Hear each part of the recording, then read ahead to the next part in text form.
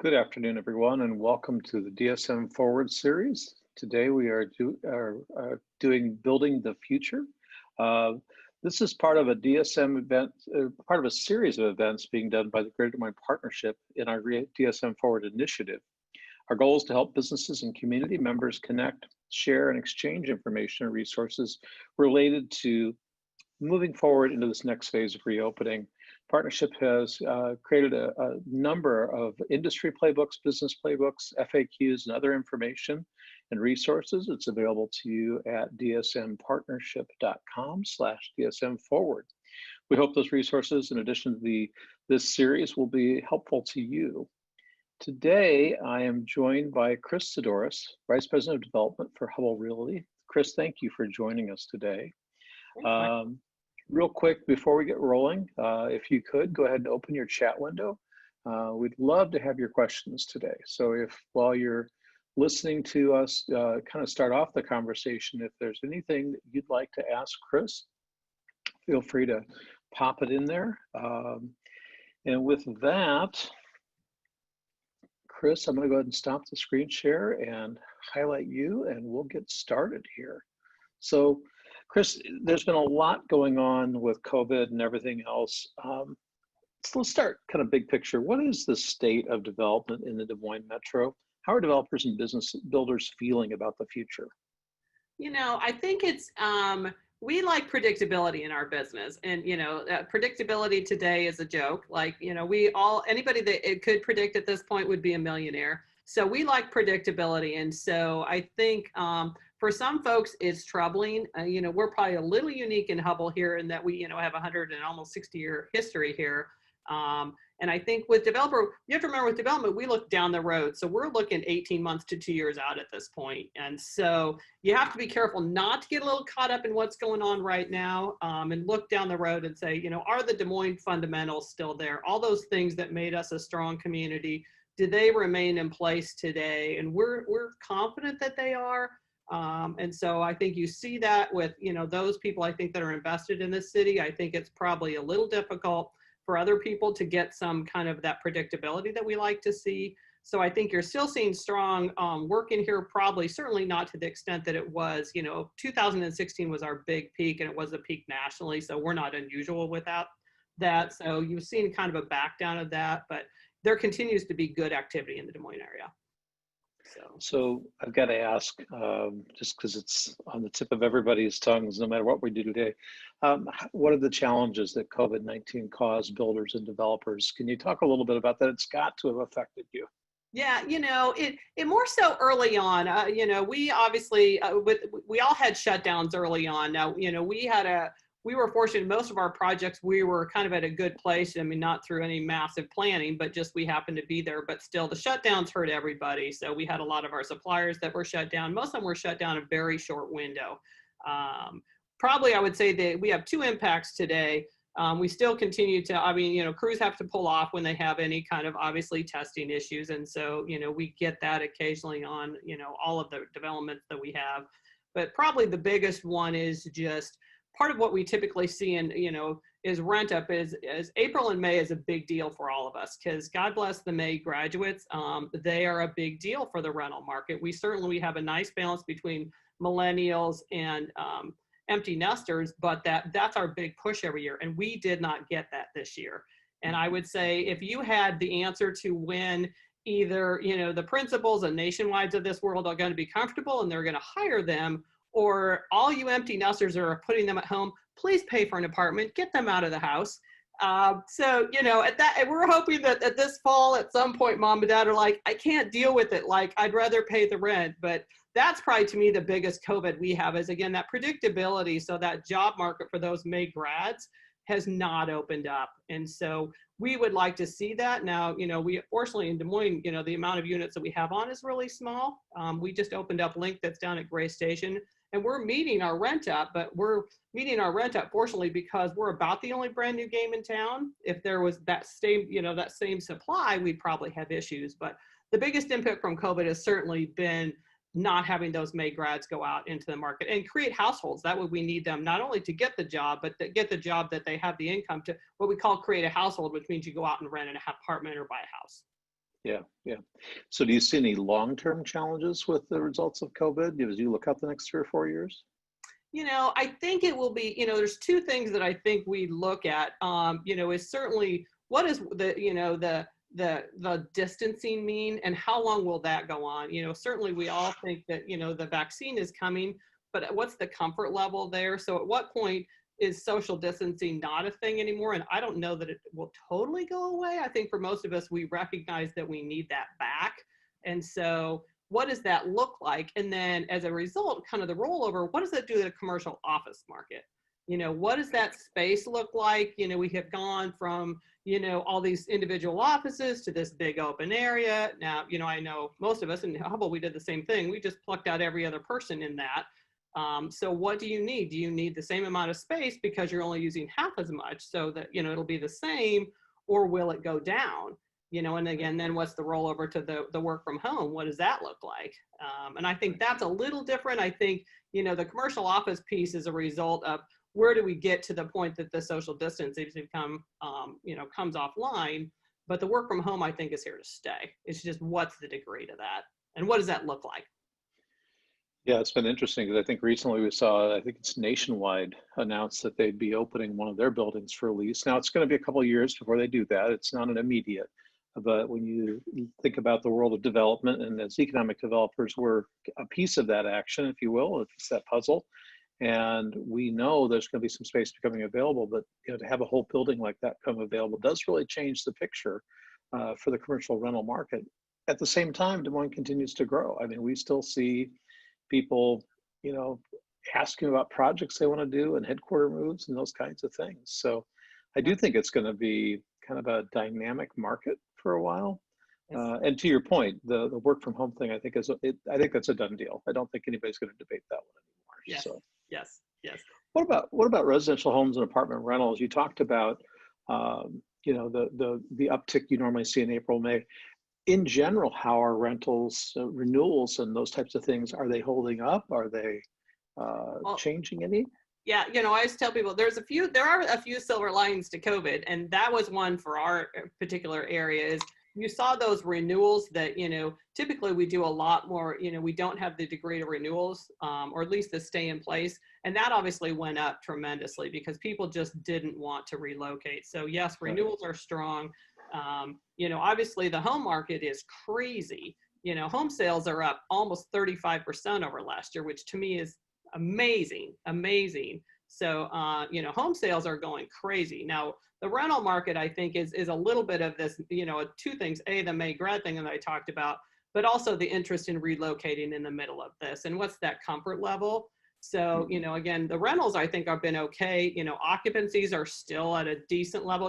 We're across the market. We're almost 97% or 96% occupied, which is pretty strong for us. So that has not moved, but again, that has to do with supply. So we haven't seen a whole lot of people go backwards and move in with mom and dad. They just haven't moved out. And so that's kind of that, kind of impetuous. So that's gone well. Rental collections continue to be strong. That's to me a story that everybody, there's certainly been a concern, and the benefit of, both the federal, state, and local governments have really stepped in to kind of backfill that. Certainly that $600 early on was a great help. The rental subsidy piece that's going into place right now has helped that. So you're seeing, our rental collections are almost on exactly, if not a little bit above where they were last year at the same time. So that's positive. You want to see that. You want to see people in their homes. You don't want to see evictions.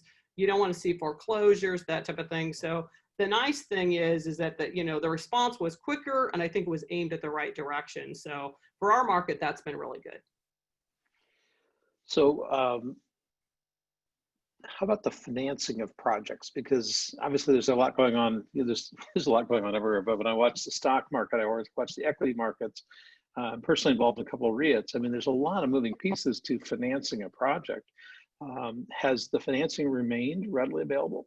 The financing really has been really good. Rates continue to be strong. I would say, not that we don't always undergo a good amount of scrutiny, you continue to do that. Again, our market continues to be strong. Even in the pandemic, the numbers that we have were good. So that continues to be strong. I would say, the equity market is one that's coming back. Initially was very, very quiet. It's continued to be come back. The nice thing is multifamily is really a preferred investment class. We tend to come out of, we did in '08 and we will here, we come out of the recession usually first. Housing typically leads our way out. And so we're a preferred investment class. So that continues to be strong. I think folks are just really looking at deals to say, where are they at? What do they make sense? How do you put them together and what kind of market you are? Because again, real estate investment looks out in the future. It's not really a today thing. It's not like McDonald's, how many hamburgers are going to sell today? We're looking out in the future. So ours continues to be pretty strong there. So for those who've joined recently, I would encourage you, please open up the chat window. We'd love to have some of your questions. We don't want to just make this about Chris and Mike here. So jump in with your questions. Talk to me about some of the key projects you see in Des Moines, not just Hubble, but talk to me about some of the, I guess, what interests you? Because I would think some days you're like, haven't I built this building before? But there's some really interesting things going on in Des Moines. I know as an empty nester, and full disclosure, I'm a customer of Chris's. I actually rent an apartment in her space. But talk to me about some of the more unique pieces coming. The thing that, and this is the part I love, Mike, you and I talk all the time. I'm a huge Des Moines cheerleader, but one of the things we're uniquely doing today, and I've been in this business 35 years, we used to build one project and then move on. We buy a block or half a block, build a building, move on. Today, we do very much neighborhoods. And that's, to me, what will help Des Moines come out quicker is we understand part of why you live where you live is you want to live in a neighborhood as opposed to the box. And so, I will tell, Hubble's horn, obviously, you are sitting in Bridge District right now, which was a unique, development that had both for sale as well as rental pieces. But we were uniquely positioned that we're adjacent to East Village, walkability, connectability, you can go over the bridge, you can get downtown. And so we're starting to build neighborhoods. Gray Station is another one that we have that just went on, and then obviously all of the stuff on Market District that you're reading right now. We're starting to understand we need to put together neighborhoods. And what does that look like? What kind of housing does that look like? What kind of retail, shopping? The outdoor piece is becoming increasingly important. We know today we don't do anything that doesn't have a great trail system. When we did Gray Station, we built our first bridge, which we have never done before. But it came out of the fact that the city was like, yeah, that's a great idea, but we have a 5-year CIP budget. So call us in year 6, Hubble, that'll be great. And we're like, no, today we need those kind of examples. And so, I know when, if you've read about the Market District, all the kind of connected and walkability pieces that are very intricately built in, as well as the mid-am piece, that park piece will be beautiful. And so that's, to me, those kind of really neat things that Des Moines has done. You're starting to see that on a smaller scale in the western suburbs, but certainly the CBD area has done really well at understanding how to build community and neighborhoods. I always tell people, you're going to find a neighborhood that fits you, and then we'll talk about how you want to live in that. Do you want to rent? Do you want to buy? How big does that look like? But most people are drawn to a neighborhood because it has those kind of things. It either has the retail, it has the dog park, the trail, the biking path. Those are critical, and Des Moines does a beautiful job in putting those together right now. Well, and even the bigger metro. I mean, I moved back to Iowa in '06, and Ankeny was just beginning on Prairie Trails. And now I go up there and I look around, and that's probably I think it was one of the biggest projects in the nation like that. It was 1,200 acres. And what they've created up there is truly amazing, because you've got the 50 and older area, you've got the rental apartments, the rental townhomes, and you have the single family. And I know there's other communities now doing the same thing. So you're absolutely right about the neighborhoods. I know for us, a lot of what you were talking about, the walkability and the retail. And as we talk about retail in downtown, to me, it's the neighborhoods that will bring the retail back. We can talk about the workers coming in onto the buildings, but it's those neighborhoods of people that are going to be there year round and nights and weekends, I think, that will really bring that forward. So we've got a question here in the chat. It says, when we came out of 2008, multifamily caught up with single family in demand. Do you think we will see the same trend post COVID-19? I do. I think, and I'll use you as a great example, Mike. People all believe that, and they still believe today, which shocks me, like that all the renters are millennials and you only rent because you can't buy. And, people choose lifestyle today. They really do, and I'll tell you, and my husband and I got married 35 years ago. We rented for about, probably 8 years. And both sets of parents, we were failures because we didn't buy.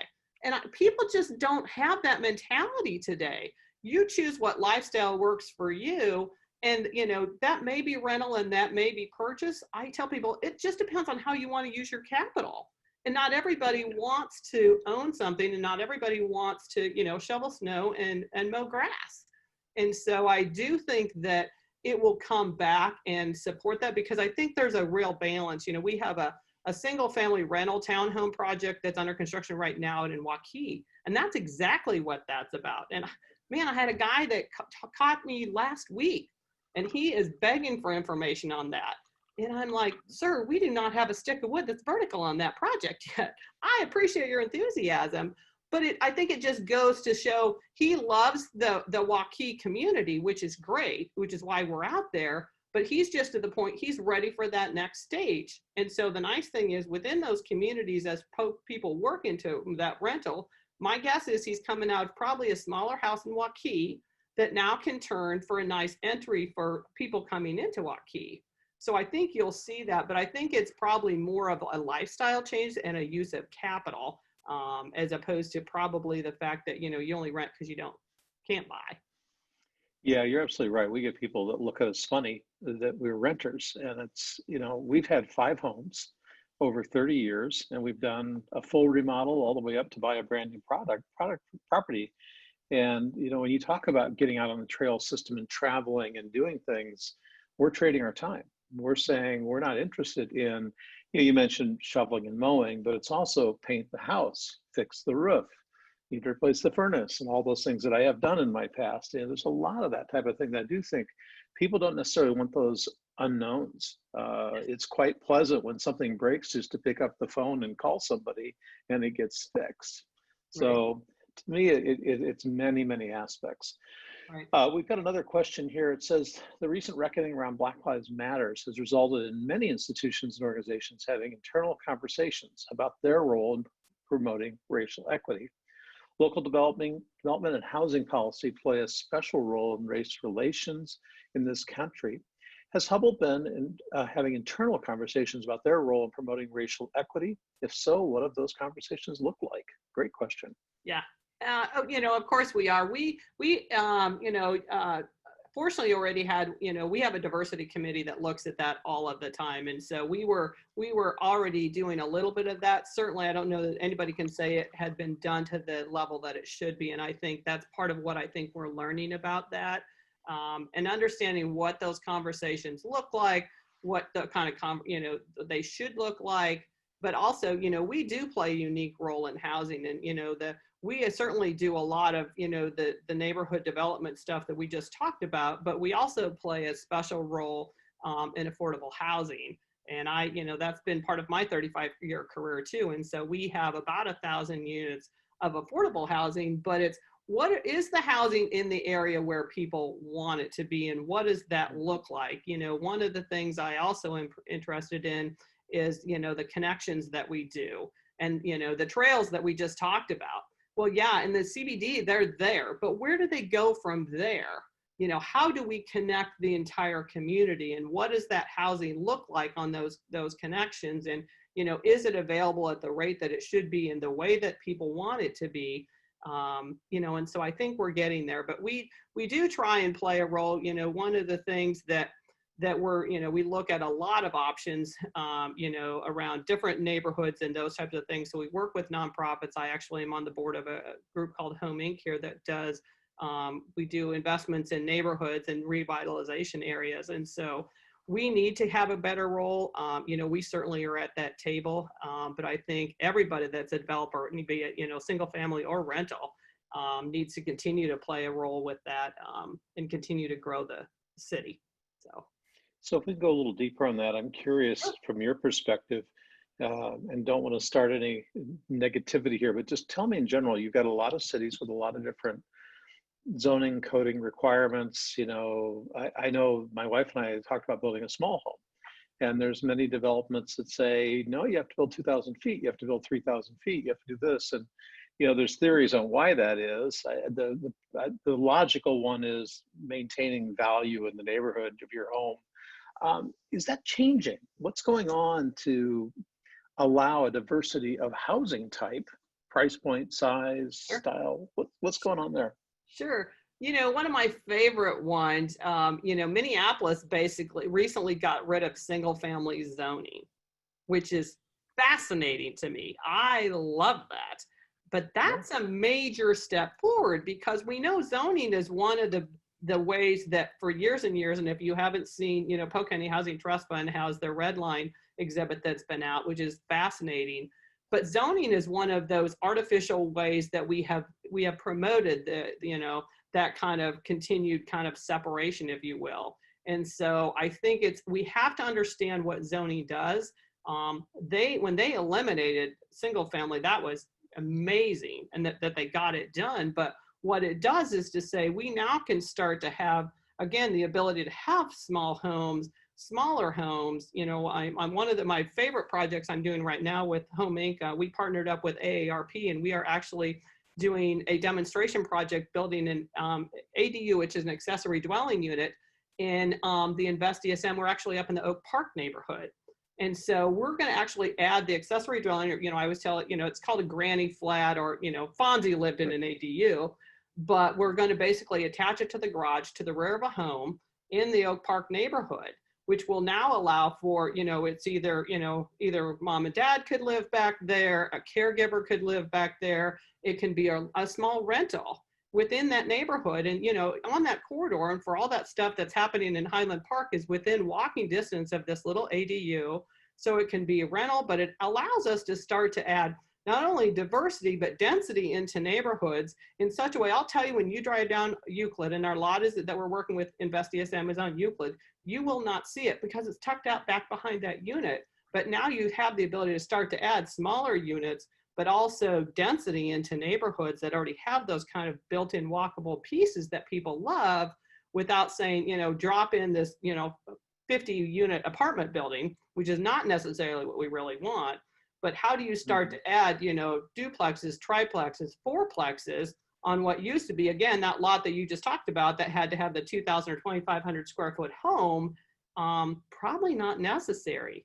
So yeah, we're super excited. AARP is a national leader in ADU development, and they have been a very, very good partner here. But it's been interesting. We're a small little nonprofit doing it in Des Moines, and we have had calls from all over the US on this already. So it's going to be kind of a fun project. It'll be a nice little highlight for Des Moines. So what's limited those in the past? Is it zoning? Is it regulatory? Yes. Okay. Yes. And in fairness, Des Moines, when they did, they did that form-based zoning code update last year, and they did actually go in and zone lots to actually allow for that. We had some good conversations with them, and Mike Ledwig, who did that work, actually included that in the zoning code piece. So, and I think we fortunately really kind of focused on picking one that was already zoned because of that. But, I do think they would be supportive of expanding that. But the demonstration project is designed to really, hopefully put together kind of a way to do it so people understand what it can look like, what it can feel like, how do you do it, how do you put it together. And that's really what we're trying to do. And like I said, AARP's been a nice supporter and actually gave us a really nice grant to get that to happen. So. Seems like an interesting, a good business opportunity for the smaller builder and the modular builders, because to me, the kind of company that wants to take those projects on is not the kind of company that's building 5,000 square foot homes, or to your point, a 50-unit building. I think that to me, it's very compelling. My wife and I both have our mother's still alive in their late 80s, and now in the world of COVID, a lot of us want to be closer to them and be able to, yet you want to maintain the distance, and they want their own home and we want our own home. It just seems to make a lot of logical sense that you'd see more of that. Any other innovative kinds of housing you're seeing that are similar to that? whether it's here in Des Moines or not? Are there other interesting I trends that think you see? probably just the biggest one is just, is what we call, single family rental. And that says, the home or, similar to the townhome project that I just talked about that we have under construction in Waukee, you're starting to see that single family market translation over to rental. Because again, people still want that look and feel of that. They may just, two things, may not want to do the capital investment, or B, they may not want the maintenance. When we first started talking to folks in Waukee, I talked to a lady that was a neighbor and she loved the idea because I said, here's the thing, when you have a problem, you only have to make a phone call. And that's the exterior, but also the interior now. So you don't have to do anything on the interior. And so I think you're seeing that national trend move towards, that single family piece, I think will always be strong, but the ownership piece of that. So I think you're going to start to see more neighborhoods that are developed as single family rental, but also, again, to how do you create that neighborhood feel? Again, we've added, a clubhouse in there and a pool. So you have that feel of kind of a planned community, but yet it's all rental. And so that's, to me, the other thing that you're seeing that I think you'll see probably more so in probably more of the suburban areas. But also, how does that translate back? I would love to do a small one.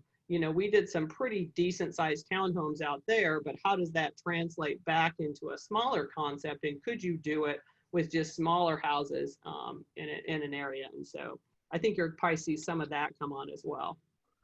Yeah, and I wonder how much of that also is for those of us who've been in a condo association, and I've been in it's a townhome association actually, but if you've had to work through the HOA, homeowners association issues with how much money, and the two people that run the committee decided they wanted it this way and nobody else agrees with them. I think that there's, to be frankly, having a separate organization do it, sometimes I think that frees up a lot of angst or eliminates a lot of angst Yes. that can happen. Yes. So, yes. Exactly. Well, Chris, you sound like you're bullish on the next 5 years. As we wrap this up today, tell me a little bit about, again, that's Hubble or other, but what are the things you see that are still remaining as great opportunities for Des Moines in this space of development and building, commercial or residential? I would want part of the stuff, I've been talking to a lot of people about is that people will continue, I think, to seek out the neighborhood feels and that type of thing that we talked about. But the advantage that Des Moines has is you now have, work from home has allowed people can migrate. And I know the partnership has dealt with a lot of people that are coming in from larger cities. And, if you know what's happened, obviously, in the New York City housing market, you're starting to see that outflow from folks. And so Des Moines is uniquely positioned that, we have a lot of those things, and we will see some of the benefits to some of the things we've put in place, the stuff that, the waterworks stuff, the skate park, I do believe water trails is going to happen. Those types of things, we've created some beautiful lifestyle here. And so I think now you're going to start to see our ability to start to capitalize on that because we are on folks' radar. We have come in, we've made that kind of infrastructure investment, and we continue to do that. That's, to me, what's going to be critical is that we continue to do that and understand the benefits that that's going to play. One of the other things that I'm doing, I'm working, obviously, on the potential soccer stadium that's coming. So it's those kind of things. How do we create that kind of lifestyle within our city, be it here, obviously, the stuff that's going out in Waukee as well. We have done a really nice job in Central Iowa of creating that. And as people start to become a little bit more migratory, I think that will allow Des Moines to be really well positioned moving forward. But we have to be thoughtful about that and continue to build kind of that lifestyle and those connections that are going to be important as we move forward, because people are going to want to be outside. That's, to me, one of the things we have learned post-COVID, and I hope that stays because we all need to continue to be out on our bikes and on the trails. Well, Chris, I want to thank you very much for joining me today. And for those of you on the event, thanks for joining us. We appreciate it. We're going to share the information from this program on the partnership website. You'll be able to see the video of it there. And again, as a reminder, we have the DSM Forward playbooks and other resources available on our website at dsmpartnership.com/DSM Forward. So again, thank you, everyone. And at this point, we'll close the call out. Have a great day. Thanks, Mike.